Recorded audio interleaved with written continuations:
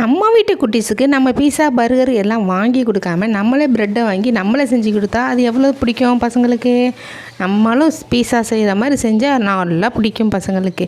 அதனால தான் நான் வந்து சாண்ட்விச் ப்ரெட்டை எடுத்து கேப்சிகம் வச்சு அதுக்கப்புறம் ஆனியன் வச்சு டொமேட்டோ சின்ன சின்ன கட் பண்ணி வச்சுருக்கோம்.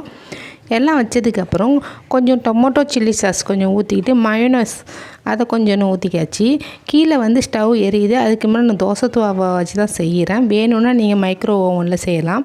அதுக்கு மேலே சீஸ் வச்சு இந்த பக்கம் ஒரு ப்ரெட்டை வந்து லைட்டாக சூடு கட்டி அந்த ப்ரெட்டு வாட்டின சைடத்துக்கு உள்ளே வச்சு மூடிடணும். மூடிட்டு 2 பக்கமும் வச்சு எடுத்தோம்னா இந்த மாதிரி இருக்கும். இந்த மாதிரி கட் பண்ணி பசங்களுக்கு எல்லாம் கொடுத்து பாருங்கள். கடையில் தான் பீஸா வேணும் அப்படின்ட்டுலாம் கேட்காதுவோ. நம்ம செஞ்சு கொடுக்குறதே பீஸா பர்கர் தான். அவ்வளோ டேஸ்ட்டாக இருக்கும். ஆனால் இந்த சாண்ட்விச்சுன்னு சொல்லலாம், பீஸா பர்கர்னு சொல்லலாம், என்ன வேணுமோ சொல்லிக்கலாம்.